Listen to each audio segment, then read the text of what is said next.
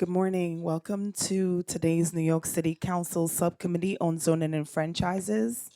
At this time, please silence all phones. If you wish to speak in today's hearing, please fill out an appearance card with one of the sergeants.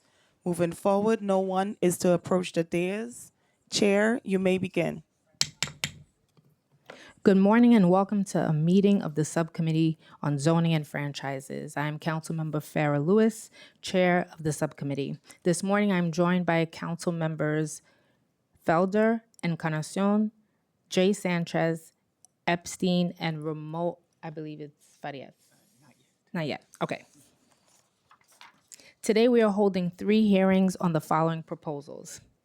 200 Kent Avenue Mixed-Use Residential Rezoning in Councilmember Ressler's District, 47-03 108 Street Mixed-Use Residential Zoning in Councilmember Thomas Henry's District, and the Flatiron Nomad Major Concession Application regarding portions of Broadway and Fifth Avenue in Councilmember Wilson and Epstein's District.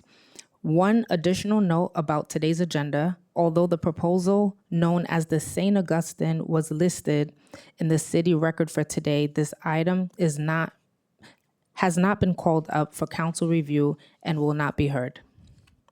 This meeting is being held in hybrid format. Members of the public who wish to testify may testify in person or via Zoom.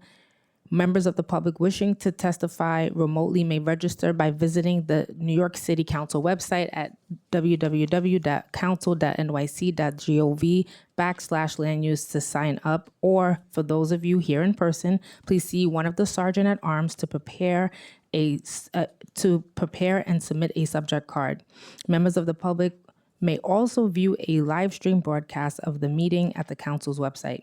When you are called to testify before the subcommittee, if you are joining us remotely, you will remain muted until recognized by myself to speak. When you are recognized, your microphone will be unmuted.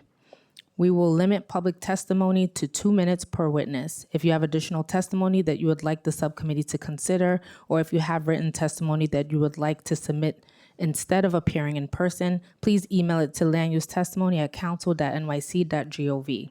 Written testimony may be submitted up to 3 days after the hearing is closed. Please indicate the LU number and/or project name in the subject line of your email. We request the witnesses joining us remotely remain in the meeting until you are excused, as council members may have questions. Lastly, for everyone attending the meeting today, this is a government proceeding and decorum must be observed at all times. Members of the public are asked to not speak during the meeting unless you are testifying. The witness table is reserved for people who are called to testify, and no video recording or photography is allowed from the witness table.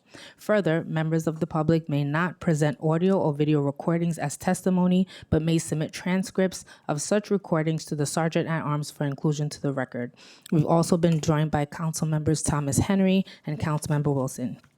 I will now open the first public hearing on LU 117 regarding the Flatiron Nomad Major Concessions Application for portions of Broadway and Fifth Avenue in Councilmember Wilson's and Epstein's districts. Over the past few years, there have been temporary initiatives to re-envision this corridor between 19th Street and West 31st into a more engaging and safer public realm for pedestrians. This application would allow for long-term programming, which would be maintained by the Flatiron/Nomad Partnership. For anyone wishing to testify regarding this proposal remotely, if you have not already done so, please, you must register online by visiting the council's website at council.nyc.gov/land-use. For anyone with us today, please see one of the sergeant-at-arms in the back to submit a speaker card. If you would prefer to submit written testimony, you can always do so by emailing it to landusetestimony@council.nyc.gov. I now recognize Council Members Wilson and Epstein for remarks. And we've also been joined by Councilmember Farias online.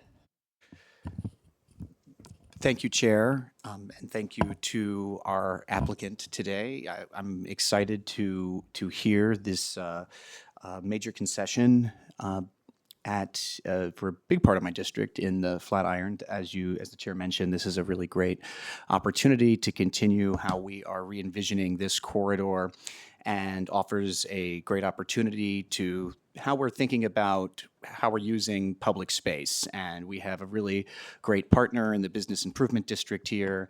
And it's going to be, in my view, if done correctly, and I think we're on the way to doing that, an opportunity for us to really think about how we are leveraging public space as well as and how it integrates with the commercial use, which in many ways lifts up the neighborhood. It makes for a lively and safer street, but it also gives us an opportunity to think about how we're using public space too for things like our waste removal and and who gets to use the public realm and for what purposes. But I think we're working really hard to strike a strong balance here that is reasonable, that gives everybody the tools that they need to make sure that this continues to be a world-class public space and how it's going to further integrate into the capital redesign of this corridor. So I look forward to this hearing, and I'm looking forward to continuing to advance what I think is going to be a significant and positive change for this corridor. I want to thank my colleague, Councilmember Epstein, who held down the fort while there was no council member for a few months. And I also want to thank DOT for their partnership and our land use team, particularly Dana and Chelsea, for all of the work that they have done on this, and also the BID, who have been great stewards of this part of town, and I know will continue to do that once we get this over the finish line. So thank you all very much for being here, and I'm looking forward to the hearing today. I want to thank the chair for allowing us to move forward on this hearing. I want to thank Councilmember Wilson, who from day one when he started was a real partner in this project, and to DOT, to listening to our concerns and thoughts around how we improve this neighborhood and to make sure that what we're doing reflects our community values, our environmental values, our public values around publicly facing space and making sure that people in this community could have access to a location that we think will be a vital corridor in our shared districts. And finally, to the BID, we're asking a lot of you, and we appreciate you taking this on. It's a lot of responsibility to serve our neighborhood, a lot of responsibility to have this space be open and available to the public. And I think this partnership will, continue to grow as we continue to have this conversation. Thank you. Thank you. I now call the applicant panel for this proposal, which consists of Emily Weidenhoff, and Kyle Gorman.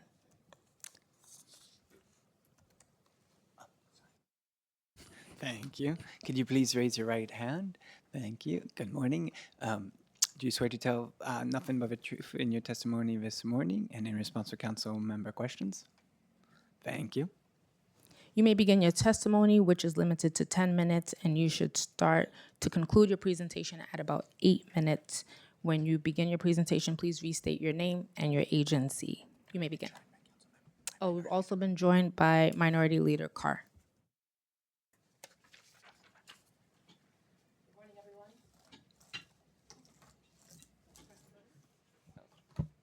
Good morning. Good morning, everyone. My name is Emily Weidenhoff, and I'm Assistant Commissioner of Public Realm at the New York City Department of Transportation. We're excited to present our proposal for a major concession ULURP this morning. If we go to the first slide in our presentation, New York City Department of Transportation is the applicant, along with our plaza partner, the Flatiron Nomad Partnership.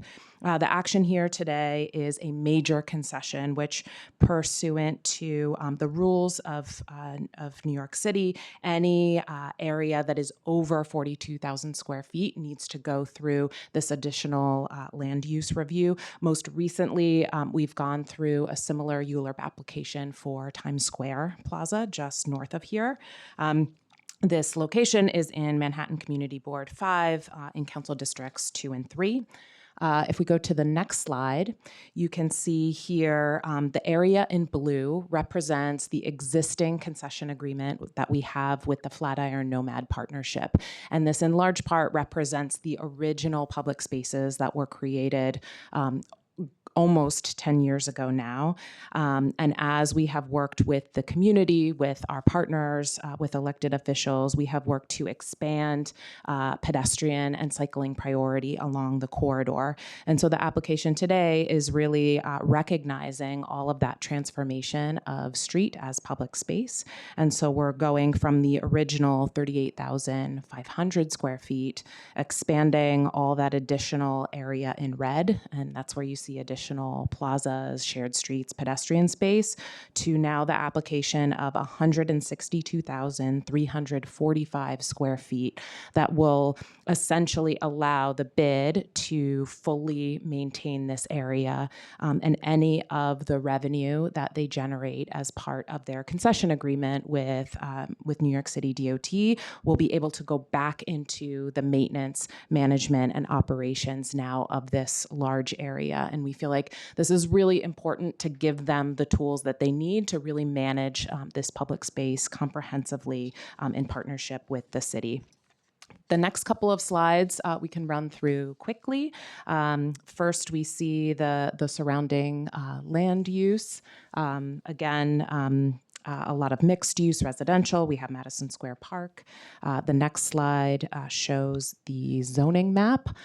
This portion of the corridor you'll see is part of the most recent Midtown South rezoning, MSMX, which looks to bring more residential in the district. So again, this type of effort is really important as we look to continue to support a thriving, vibrant diversity of commercial, residential uses in this dense part of Manhattan. The next slide. Again, for some context, so much of this work has grown out of the Broadway Vision effort, which really looks to prioritize pedestrians and cyclists along this corridor, where we have 5 business improvement districts. We are aiming to create a comprehensive, kind of coordinated experience along the corridor while still respecting the 5 different neighborhoods that Broadway intersects through. The next set of slides show the existing conditions through the corridor. So we're going to quickly start in the south. Here you see images of 19th and 20th Street. This is the southernmost portion of the district. Here we have shared streets where you can see that there is still space for vehicles to pick up and drop off, but we have a lot more expanded pedestrian space for seating, for greening. Next slide. Here we see additional shared streets and cycling facilities. A big part of the Broadway Vision is to create comfortable and connected two-way cycling through the district. This is 20th and 21st Streets. Next slide, we get to 22nd and 23rd Street, and this is where you see some of the larger, more premier public spaces. This is the public space that's adjacent to the Flatiron Building, where the bid has some of the existing sub-concessions per their concession agreement. So you see the kiosk in that middle slide there. This is also an area where the bid hosts a lot of art and programming. Next slide, we move to the other big premier public space across the street from the Flatiron Building, 23rd Street up through 25th Street. Here we have plazas as well as Worth Square and a shared street. So part of our larger collaboration is with our colleagues in the Park Department as well as Madison Square Park Conservancy, who maintains these adjacent park spaces. Next slide, we see the northern portion of the district, 25th to 28th Street. These were blocks that were very successful as open streets with outdoor dining during the pandemic. So part of Broadway Vision has really looked to fully pedestrianize more of these blocks to promote more outdoor dining as well as public seating. Next slide is 28th and 29th Street. Again, those expanded pedestrian spaces that bring safety, but also lots of opportunity for gathering, for meeting, for greening. And the last slide is 29th through 31st Street, which is the northernmost portion of the district before we get to Herald Square. Next slide. I wanted to give a brief overview of some of the longer term and really exciting changes coming to the corridor. So separate from the major concession, but very interrelated, is the city's investment in a full street reconstruction and really major redesign of this corridor. We've been designing the kind of southern portion of the district for quite some time. We're now in final design and excited to get out to the community for workshops and present to the community board for the southern portion of the section later this fall. Next slide, you can see the this southern section, 21st to 27th Street, where we'll be kind of fully reconstructing the street. The curbs will go away, the paint and gravel will go away, and we'll have a fully transformed, greener, more vibrant public space that will also have important things like utility connections, which will allow the partners to manage the space and have thriving events as well. And then the last slide shows the future capital phases, 27th Street, all the way up to the north, which is currently in scoping with our colleagues at the Department of Design and Construction. And that will also go through a robust public engagement process, public workshops, community board, and ultimately the Public Design Commission for review. With that, I'm going to turn it over to my colleague, Kyle. Good morning, everyone. I'm Kyle Gorman from the DOT Public Realm team. I'm a director of programs, operations, and partnerships. And just lastly, we wanted to highlight a little bit more about what concessions actually look like on these plazas. So we move to 2 slides ahead, please. I'll give a little bit of a brief overview of concessions. So these promote the positive and active use of these spaces, creates opportunities for small businesses, especially MWBEs. There's a few different types of concession agreements that DOT does. Predominantly today, we're really talking about the Plaza Concession Agreement, which allows the bid to host commercial events and derive fees from those commercial entities that are hosting those events, entering into sponsorship agreements, and having sub-concessions, which we'll talk about briefly. Typically, these are multi-year agreements that can be up to 20 years, which was something that we're looking to pursue with the bid. Next slide, please. So getting into the specific types of concessions, the first is commercial events. These are done in collaboration with the Street Activity Permit Office, SAPO, who collects a fee. The city has a fee schedule for the different types of events that can happen in these spaces when these commercial entities want to host these different types of sort of marketing opportunities for themselves. And our plaza partners also get to collect a fee based on a similar type of schedule that DOT develops in coordination with the bid. These are, sometimes Nike or Netflix or what have you are able to host these usually single day events to promote some sort of new initiative or marketing opportunity for that particular business. Next slide, please. We also allow for a limited amount of sponsorship. It is in no ways to be considered advertising. It's more of just a way to give a sort of small call out to a business or some type of organization that's able to sponsor some element. We have very specific parameters and requirements for what this looks like in the public realm, and usually it is relegated to logos and branding. Next slide. In a number of our plazas, we have structures that are kiosks that allow for the sales of food and other types of merchandise. Flatiron has for a number of years operated a kiosk themselves as well. This is a more formal structure for a small business to sell food and beverage or small types of merch. We have unique types of kiosks that we've seen in our public spaces across the years. DOT itself also has a standard design that we incorporate in the capital build out of these spaces, which will be contemplated in the capital project that Emily had mentioned as well. Next slide. Through our sub-concessions, typically sub-concessions come by way of markets, but you can enter into quite a number of different types of sub-concessions. But the most predominant one is a 10-table style market that usually includes some sale of merch or food, typically on a seasonal basis, maybe around the holidays or more year-long when it comes around for farmers market and connecting folks to local fresh food and locally made goods. This is done in coordination with quite a number of agencies, especially depending on the different types of market concessions that will take place. But this is another type of activation that we have done through our concessions over the years. Next slide. A lot of times we try to pair these concession opportunities with some sort of public benefits. So we have a lot of great use cases around the city where we have a sub concession, like let's say a small kiosk that's selling food and beverage that's paired with some sort of event or programming that still provides this public benefit in the space while still allowing a small local business to make some sort of revenue, as well as creating revenue stream for the bid. And then just the last two slides, because I know we're almost at time, talking about one of our newest types of sub-concessions is concession seating. This is our form of outdoor dining on plazas through our concession agreements. It should be noted that this is separate and distinct from the dining out program, which is the general outdoor dining program in New York City.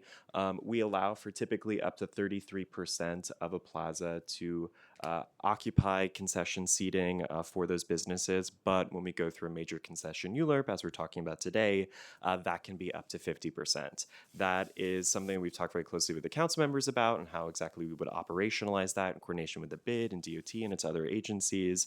So we feel very sort of strongly about maintaining this, but also maintaining the public space benefit of these concession seating opportunities. And just last slide, you can just get a little visualization of what concession seating looks like down the line. We're happy to talk about that more. Thank you. Thank you. I have 3 quick questions before I hand it over to Councilmember Wilson and Epstein. Who has been maintaining the pedestrian-oriented features along this stretch of Broadway? That's been the Flatiron Nomad Partnership. Perfect. How frequently will DOT inspect the concession area, and what oversight will DOT maintain once the agreement is executed? Great question. So as part of DOT's regular concession process, we require that our concession partners provide quarterly reports. And we also have some requirements for audited financial statements. So there's a team at DOT in our concessions division who's reviewing that on a regular basis. We also have teams that are out and about on the corridor that are either because we are organizing a meeting with the BID, or we've received some, public questions or like a 311 request. There's a kind of whole host of different reasons why DOT staff would be out on site, looking at various things in the plaza. We don't have an exact regimented process, but anytime anything new is installed, we not only review internally first, but then we will do a site visit to look at the installation and confirm it meets the proposal. Thank you for that response. And does DOT require annual public reporting showing revenues collected, and how do those funds get spent in major concession areas? So as part of, again, the requirement for our concession agreement, that's exactly what we are looking at, is all of the revenue coming in and then how it's going to various allowed expenses per the terms of the concession agreement. That's not something we post online, but it is something that is, part of, yes. Yeah. All right. Thank you for that. Council members Epstein and Wilson, whoever wants to go first. Thank you, and thank you for spending time with us as we go through these questions and issues. I think you and your team have been really, really helpful, so I appreciate that. I think we talked about a lot about kind of environmental issues, and I think we're all in the same place around trying to become more environmentally friendly. What role will DOT have in overseeing whatever agreements we come to in the end? So we've talked with your office about, working in certainly making sure that as part of the agreement itself that we're being explicit that all of both our partner and its sub-concessionaires need to follow all relevant rules related to environmental law.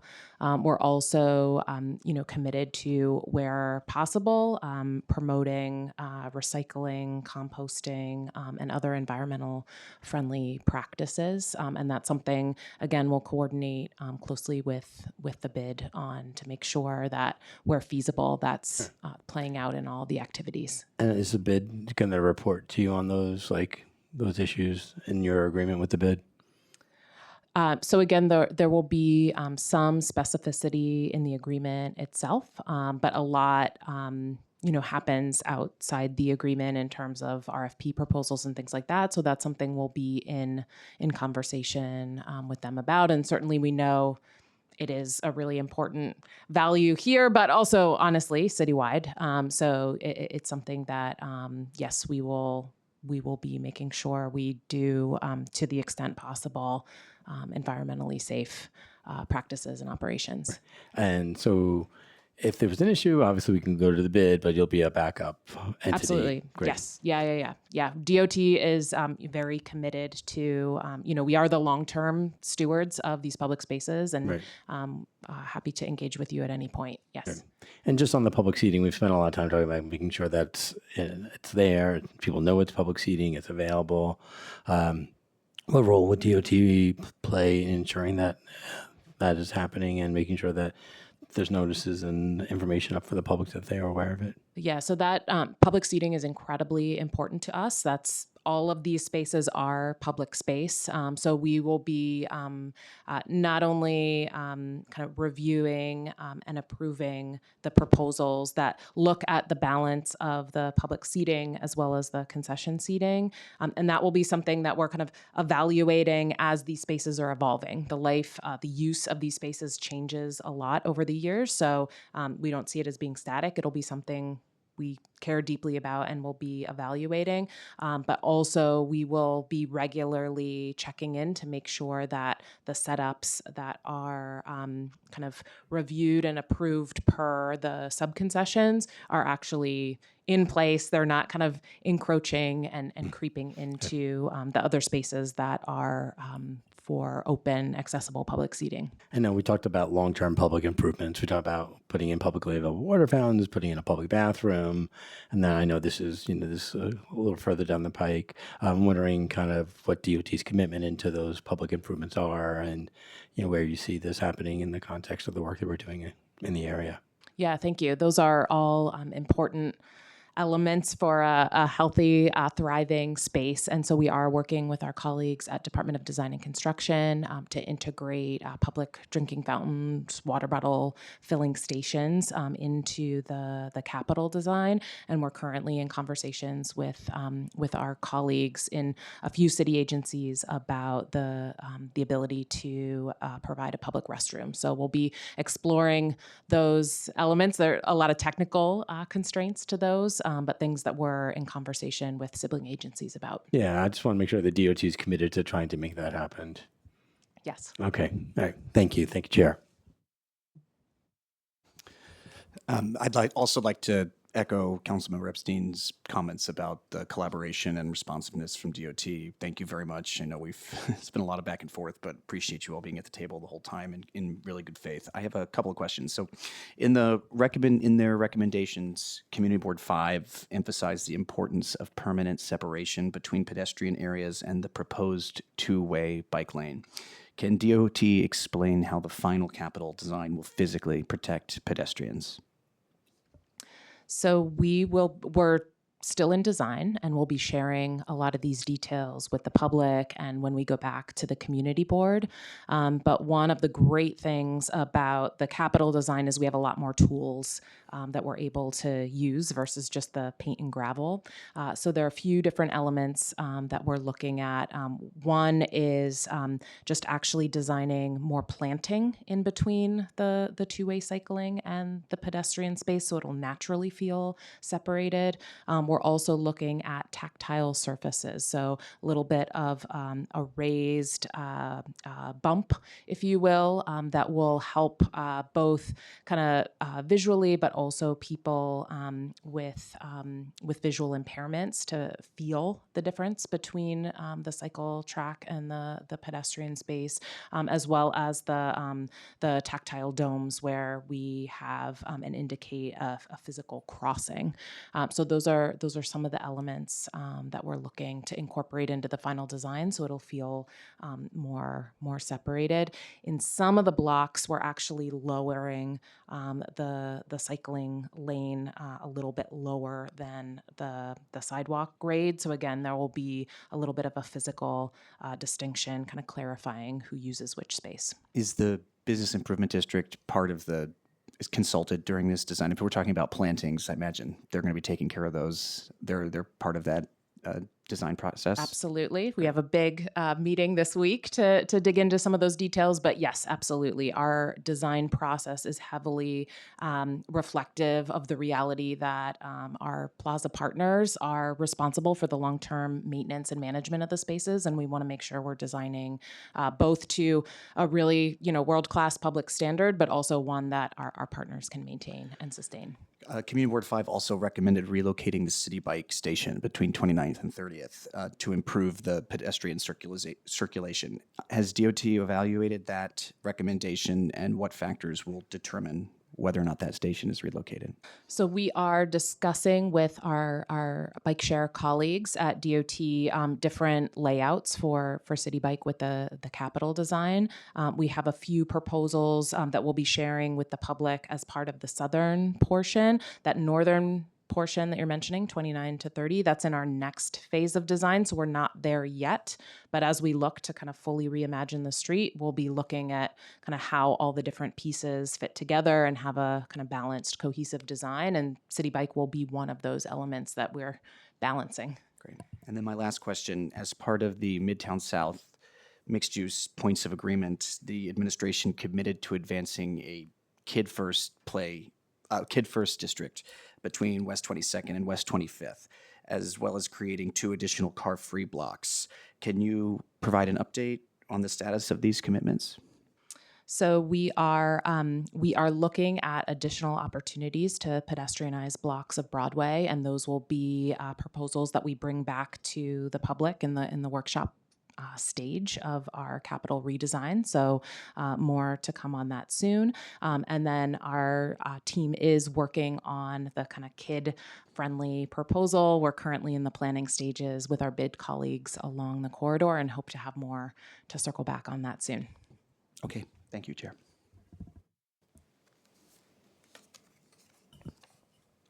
Council,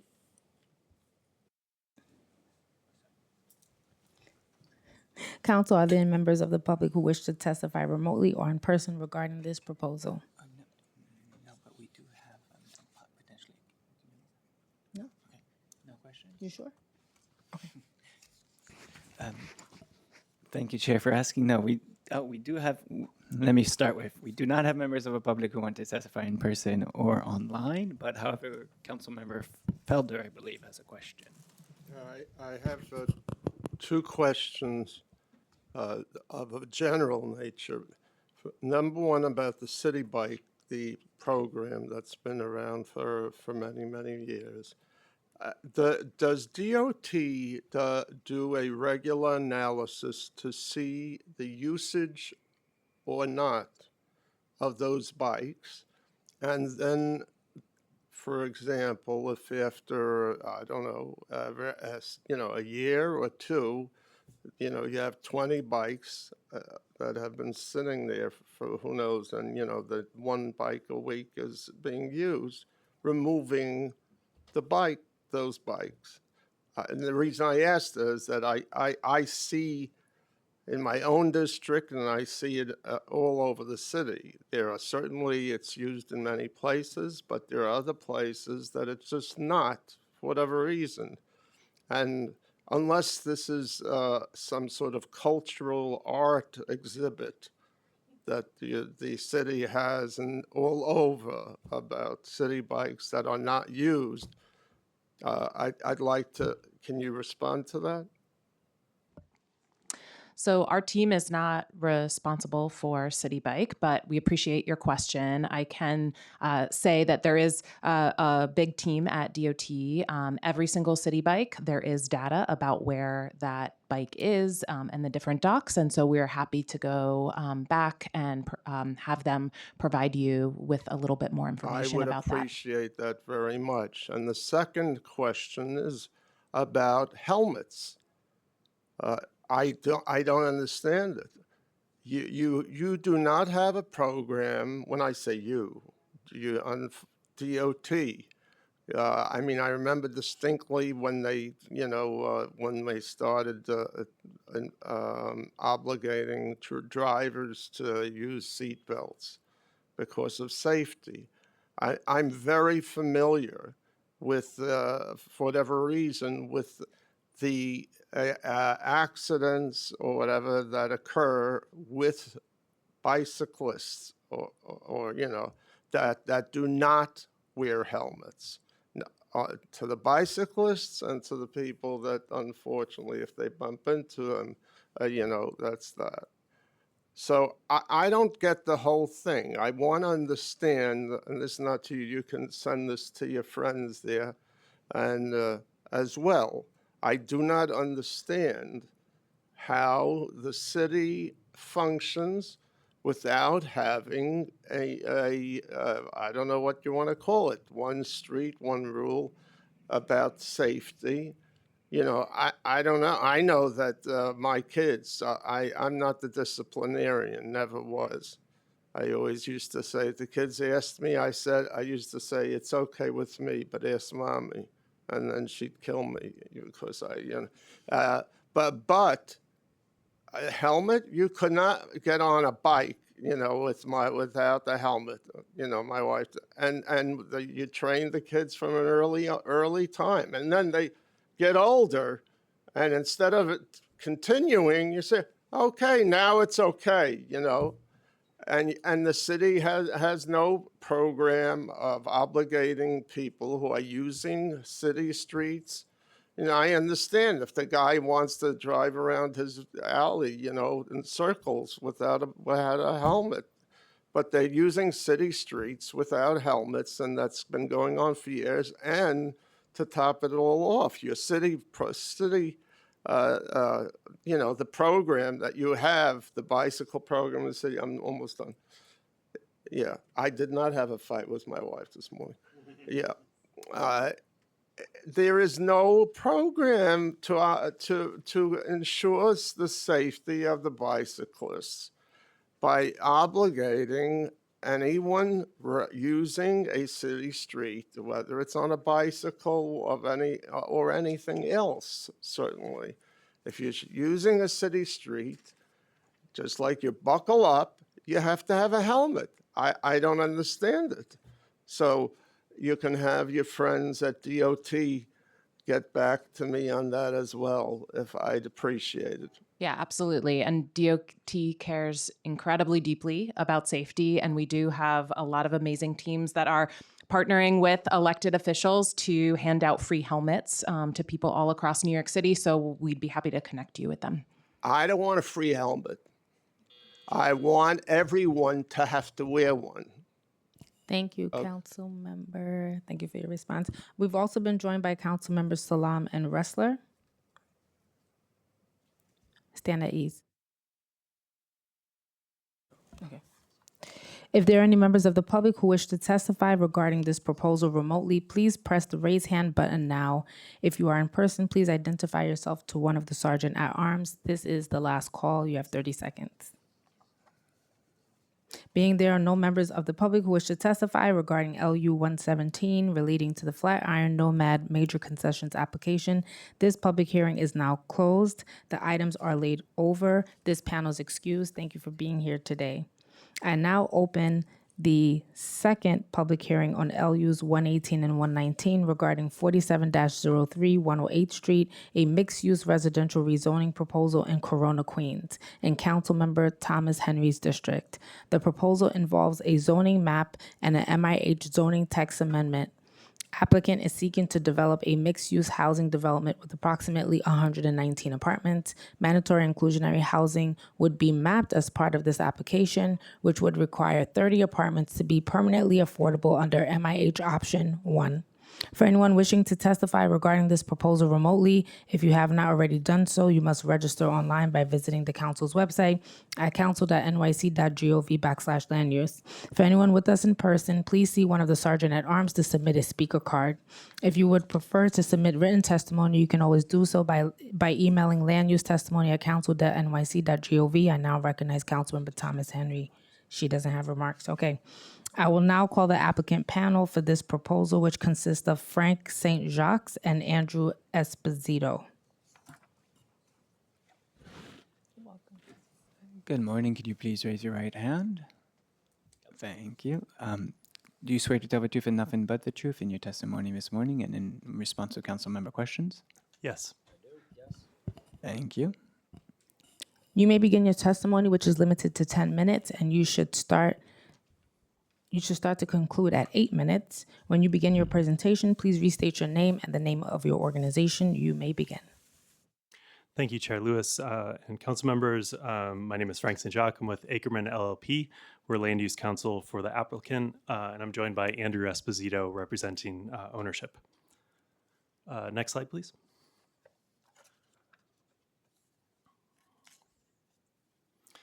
This is an application in Queens Community District 4 to establish an R7X C24 zoning district that would facilitate the construction of a 13-story mixed-use development with approximately 119 apartments on 108th Street in Corona. Next slide, please. As shown in the zoning map on the screen, the rezoning area is on the east side of 108th Street, which is a wide north-south corridor through the area, and the rezoning area is located between 47th Avenue to the north and 48th Avenue to the south. It was zoned R6B in the 1989 Elmhurst Corona rezoning, and the R6B is adjacent to R5 zoning districts. Next slide, please. This land use map shows that the rezoning area and the block to the north are occupied by non-conforming industrial uses. There's no commercial overlay, and industrial uses are not permitted in residential zoning districts. And 108th Street has a mix of non-conforming commercial and industrial uses. The rezoning area is transit-oriented with bus access along 108th Street and Corona Avenue to the west, and the 7 train is approximately a half mile to the north of the rezoning area. And as you can see, the mid-blocks beyond 108th Street are generally lower density residential, and there are some community facility uses, and the park is just a block to the east. Next slide, please. So this photograph facing east, you can see the rezoning area. Again, it's just that block front on 108th Street between 47th and 48th. And it is occupied by non-conforming auto-related uses. And then you can see some of that surrounding residential context. Generally lower density, but multifamily row houses. There's a 5-story and basement multifamily building immediately to the east of the site along 48th Avenue. Next slide, please. The proposed R7X envelope is a medium density residential zoning district, which is appropriate at this transit oriented site, which is on the block front of a wide commercial corridor. The C24 would allow local commercial uses, retail and service uses on this historically mixed use stretch of 108th Avenue. Next slide, please.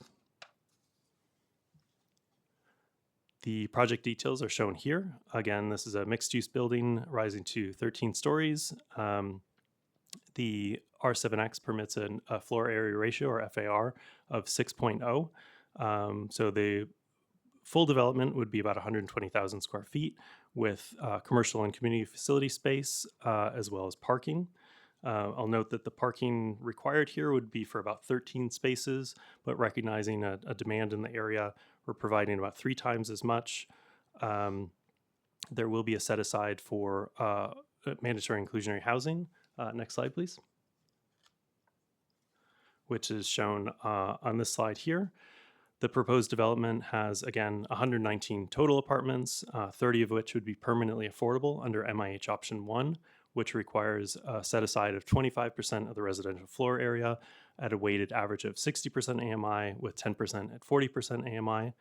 This results in 12 units at 40% AMI, and 80% AMI, and 6 at 60% AMI, representing a spectrum of affordability within this district. Next slide, please. Community District 4 has a critical need for housing, where 54% of residents are rent burdened. This is the 6th highest rent burden population in New York City and the 2nd highest in Queens, higher than Queens overall at 46% and New York City overall at 44.5%. So we believe that the introduction of new housing, investment in new development at this site with the inclusion of mandatory inclusionary housing would be appropriate, and we welcome any questions. Thank you. Thank you. I have a couple of questions, and I'll hand it over to Councilmember Thomas Henry.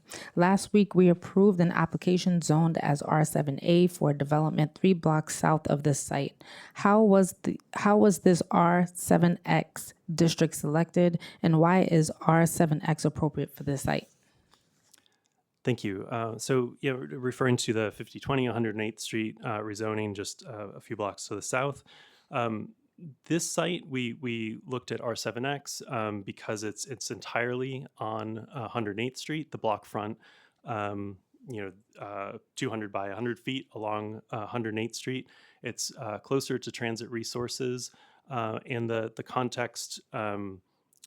Different from the project to the south at 5020 108th Street, there are fewer lower density homes, sort of within the block where the rezoning is contemplated. So we believe that the separation created by virtue of this rezoning area and project site being on the block front made the R7X more appropriate. Okay. And can you share your current proposed breakdown of units for the development? I know you shared some of it earlier, but including affordability levels and the mix of unit sizes. Sure. If we could just go back one slide, that should provide the affordability breakdown. And then as far as the total breakdown, this is a building that the initial illustrative design has only 1 bedroom and 2 bedroom units. So it's approximately 60% 1 bedrooms and 40% 2 bedrooms. Thank you. That mix is reflected in the MIH breakdown as well. Got it. I'll now recognize Councilmember Thomas Henry. Thank you, Chair. A couple of questions. To piggyback on Councilmember Lewis' question about the bedroom mix, have you considered any 3 bedrooms or a larger number of 2 bedrooms versus the 1 bedroom? That's something we hadn't considered, but we're happy to look into. Okay. So Community Board 4 has expressed concerns, as you can imagine, about the affordability within the proposed development. While there is a wide array of MIH options, have you considered using MIH option 3 to reach lower AMI bands? This is, again, something we hadn't considered, but we're happy to look into. Okay. There were also quite a few recommendations that came from the borough president. Have you been able to review those, and are those some things that you're in line with? I'll just jump back to the MIH option 3 question quickly. I just will note that, as you're aware, the MIH option 1 allows for a 25% set aside for affordability. There would be fewer affordable units by using MIH option 3. I think I just said that backwards. MIH option 1 would allow for 25%, while MIH option 3 would allow for only 20%. So it would result in fewer affordable units. So that was one aspect of thinking about using MIH option 1. And then with respect to the borough president's conditions. And I can highlight a couple of them that, again, are of great importance to the community as well.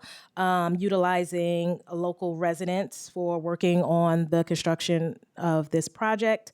Minimum of 30% MWBE goal, with quarterly reporting on hiring initiatives to both the borough president's office and my office. Right. So we have no objection to that condition. Okay. And also, what are you considering for the community facility spaces as well as the commercial spaces?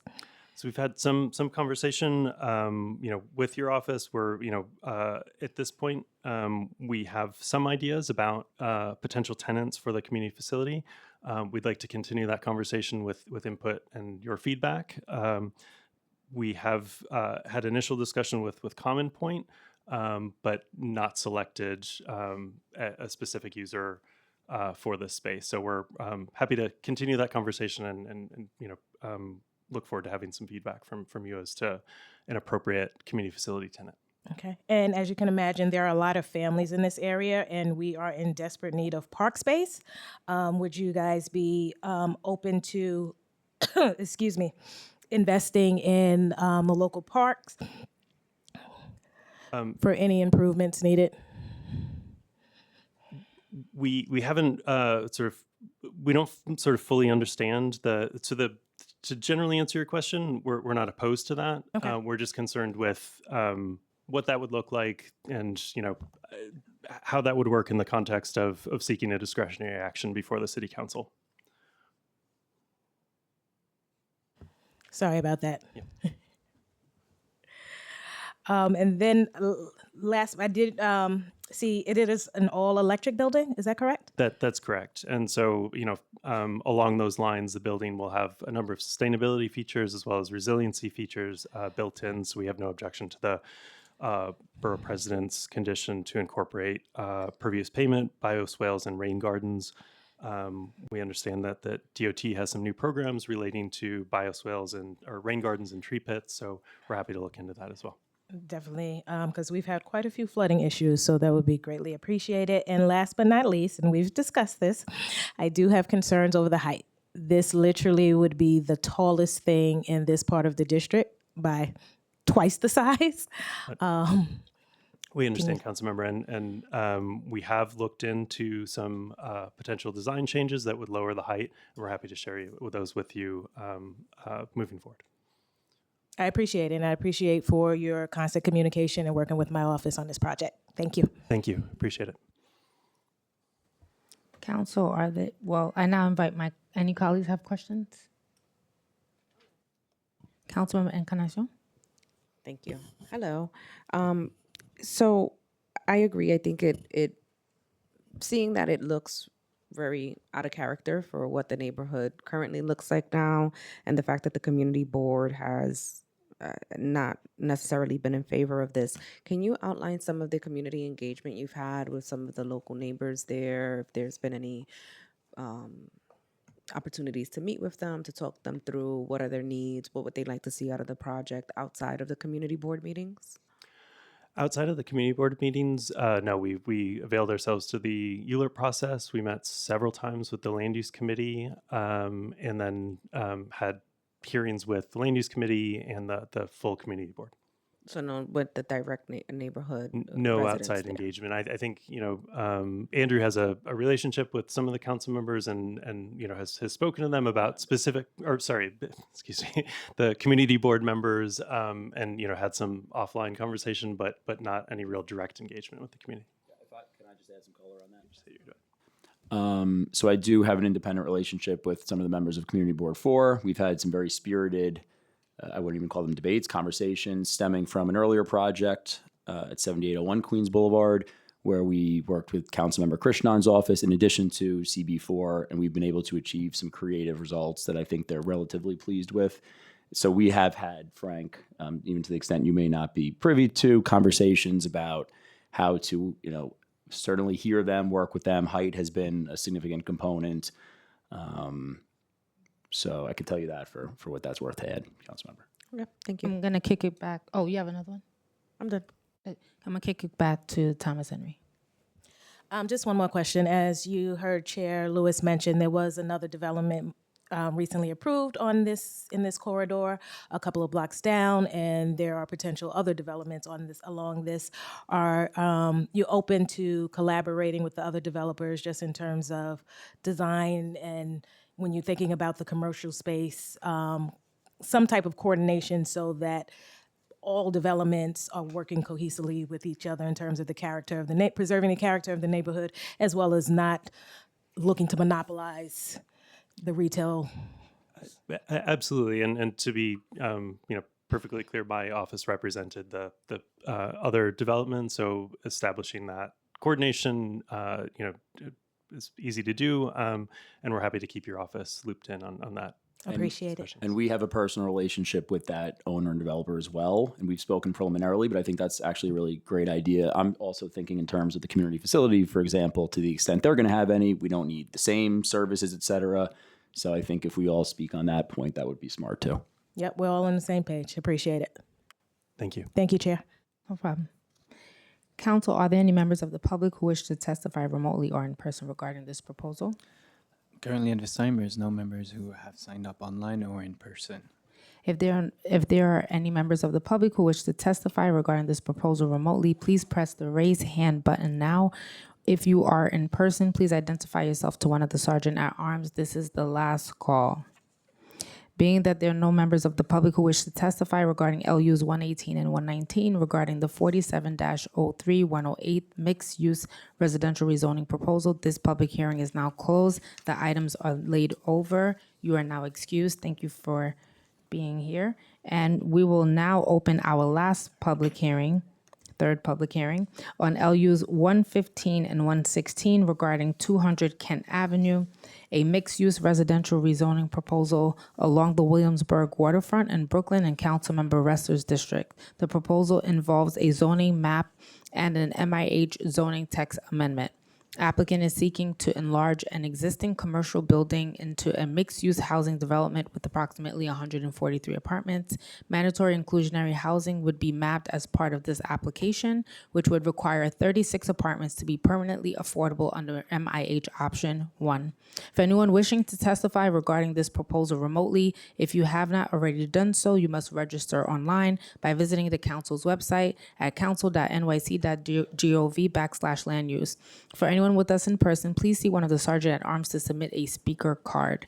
If you would prefer to submit written testimony, you can also do so by emailing it to landusetestimony@council.nyc.gov. Councilmember Resser had to step out. I will now call the applicant panel for this proposal, which consists of Jeremy Kozin and Julio Margarino.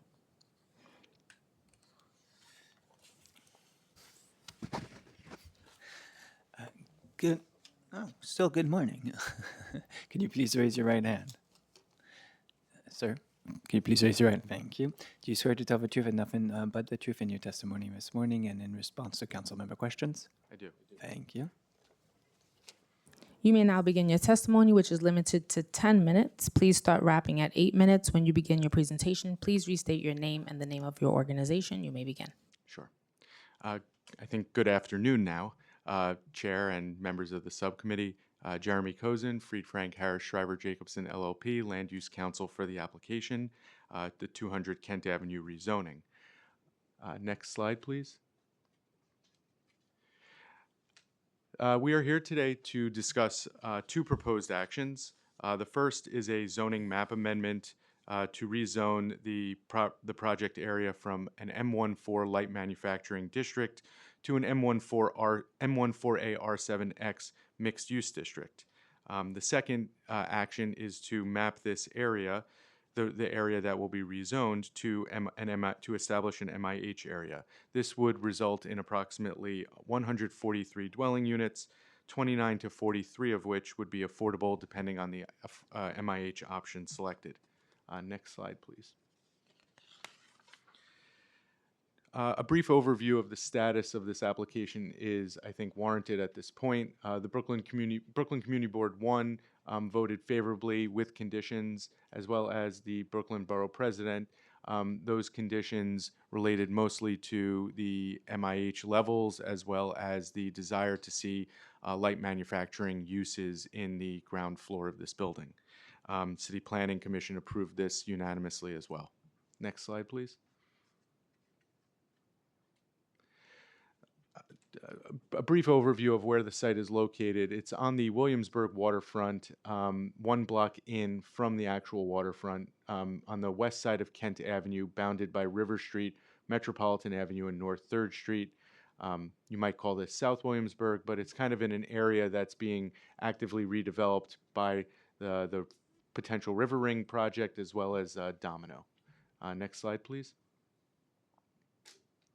Just walking around the site, you can see in this image, looking to the northwest, the existing building is largely vacant. It was developed as a commercial office building with ground floor retail. There is a trade, as we'll see in an upcoming slide, there is a Trader Joe's in the ground floor.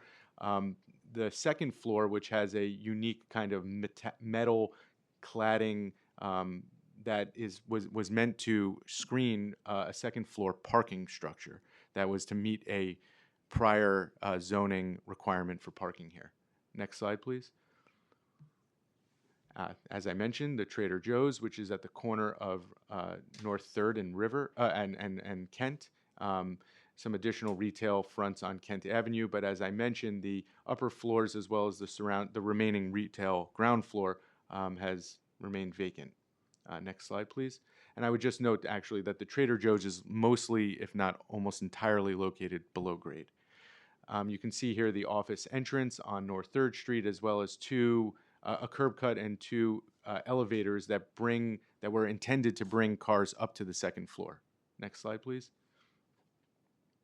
Moving around the site, we are looking at the building's River Street frontage and the Trader Joe's subgrade parking entrance, wherein 43 parking spaces are located.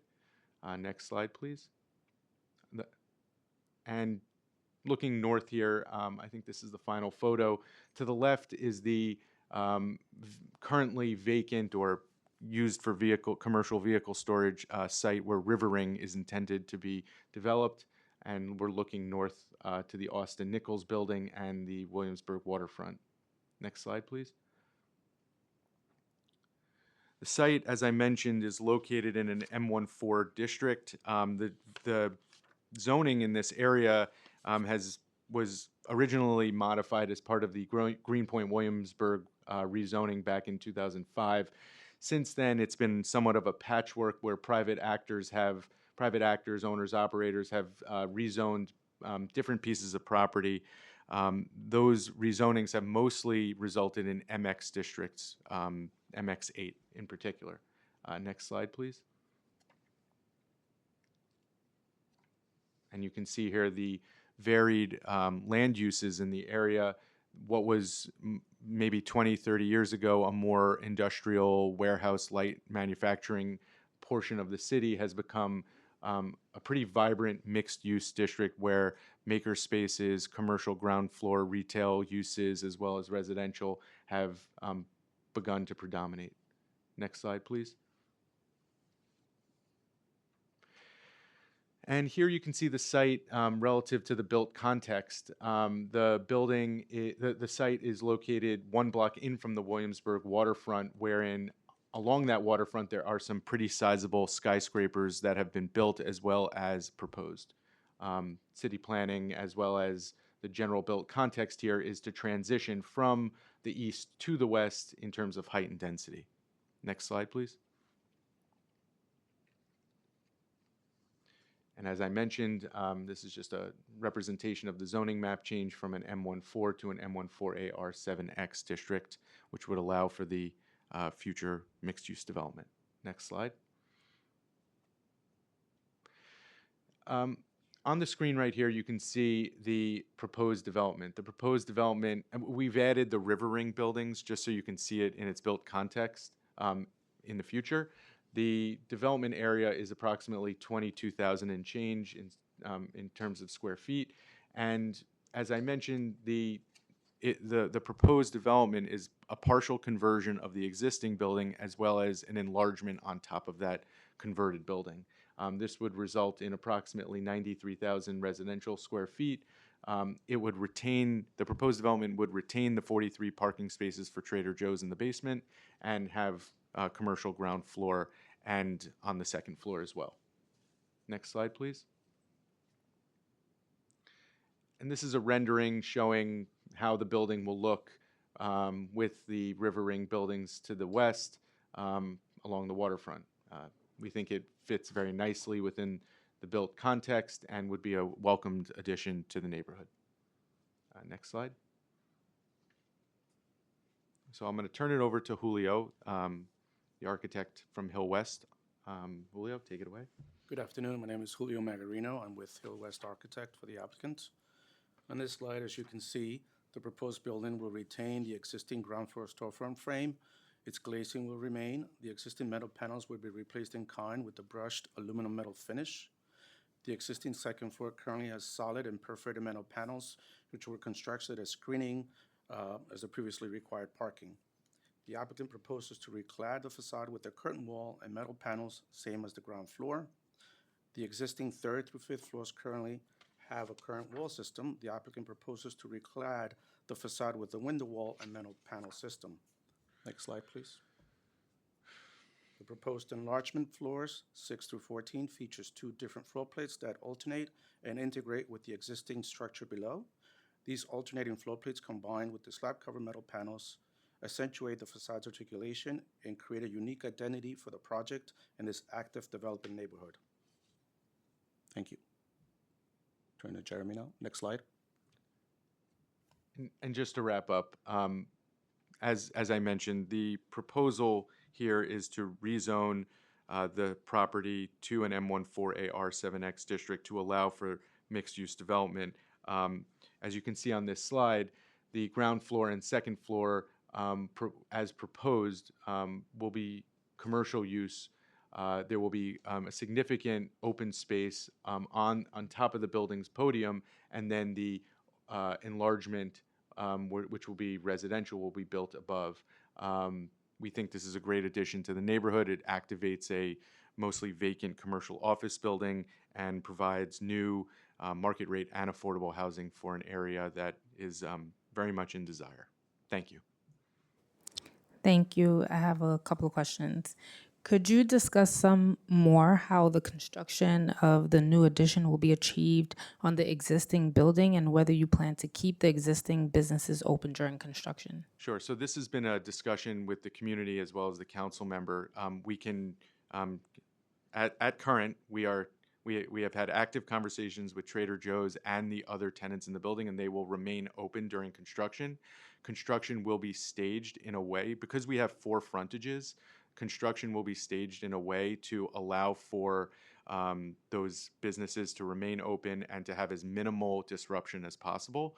The unique aspect of this building was that even though it was built back when this was actually zoned M31, over 6-7 years ago, I believe, 5 to 7 years ago, structurally it was built to support an overbuild as we are proposing today. So someone very smart designed this building from a structural standpoint to allow for a future enlargement. So from a construction standpoint, the staging and the from a staging perspective and a structural standpoint, we think this is doable and very feasible. They started the work for you in advance. You're blessed. I guess that's right. When do you anticipate starting construction, and how long do you anticipate the construction to take? So in an ideal circumstance, 2027 construction commencement. That assumes approval of the ULURP as well as the preparation of buildings DOB drawings. Given that we're in July, it's fair to say 2027 is a fair assessment.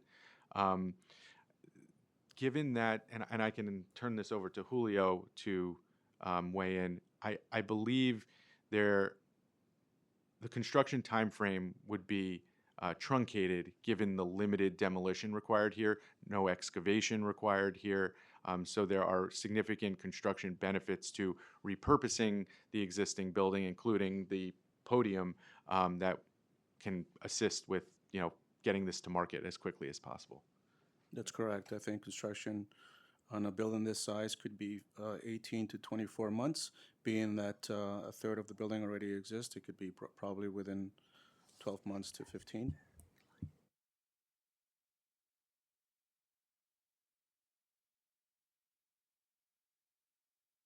Does your client want to continue to develop or resell? Our client fully intends to develop this building. Okay. You're proposing to map a mixed-use manufacturing and residential district. However, your current proposal does not include manufacturing uses. Why did you choose this mixed-use zoning district, and how does the district benefit your proposal?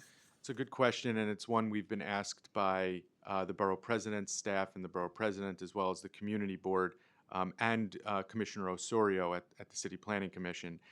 We are open to light manufacturing uses that are permitted pursuant to the MX district zoning. We are committed to reaching out to local organizations to encourage light manufacturing zoning here. The reason why it was selected as a zoning district was because that district allows for the greatest flexibility of non-residential uses, as well as it is the predominant district in this area. So when you look at the neighborhood, on a broader scale, and I don't know if we want to go back to that slide, but you can see that MX8, the special mixed-use district, is kind of a patchwork throughout this kind of area of Williamsburg. So it makes sense from a land use planning standpoint. It also makes sense from a flexibility of use standpoint. Got it. And could you provide a unit mix and affordability breakdown for your residential units? Sure. So it's this more detail is in our the application's racial equity report. I can tell you that as proposed, the building, based on certain dwelling unit factors, proposes to contain up to 143 dwelling units, of which 29 to 43 would be affordable pursuant to MIH. The applicant, I believe, is open to, well, I shouldn't say I believe. The applicant is open to options 1 and 2. There have been conversations with the council member about selecting option 1. Either option works with the development proposal, and we fully intend to develop in accordance with that option. And can you also give us the bedroom count? And Given that this is an illustrative building, we have not developed that bedroom count at this point. There is an illustrative bedroom count in the racial equity report. But what I would note is, and we heard this at the community board, there is a desire for this neighborhood to have larger units with more bedrooms. And we understand that desire, and we're looking to meet that what demand. is the applicant proposing? Like, what is the applicant thinking about when it comes to bedroom count? Yeah, I think at this point it's a little early to weigh in on the bedroom count. I will say that there is a standard studio 1, 2, 3 bedroom mix that's in that racial equity report. I would think of that somewhat as the floor and not the ceiling, and we would, if anything, trend towards larger units than smaller units. This is not going to be more units that are all studios. I don't imagine that's the applicant's intent. Okay, I have a couple of questions by Councilmember Ressler because he had to step out. The community board asks that you consider redesigning the bike parking in the Trader Joe's parking lot for better and safer access. Will you make best efforts to fulfill that request? I can say yes. The applicant does intend to work with Trader Joe's. I would just note that, and we've given this response to the community board as well as to the council member, and I think the council member is fully aware of this. The Trader Joe, the bike spaces are within the Trader Joe's leased premises. So the applicant fully intends to use best efforts to work with Trader Joe's to make sure that that space is better configured, including incorporating community feedback as to how we can make it safer and more accessible. Consider that part of the feedback. They said they want it. All right. The borough president has asked that you identify light manufacturing tenants that can occupy the building's commercial spaces. Will you make best effort to do that, including working proactively with Evergreen, North Brooklyn Business Exchange, and Greenpoint Manufacturing and Design Center to identify tenants? Yes, that applicant, the applicant has made that commitment to the borough president and to the Commissioner Osorio at the City Planning Commission. Perfect. Are you using 485X? If so, does the project you propose already consider 485X? At current, because this is a partial conversion and a partial enlargement, it is still an open question whether 485X will be, as a tax abatement program, will be looked to. So we don't have that answer at this time. Got it. Council, are there any members of the public who wish to testify remotely or in person regarding this proposal? No, there's no members of public signed up online or in person. For members of the public here, sorry.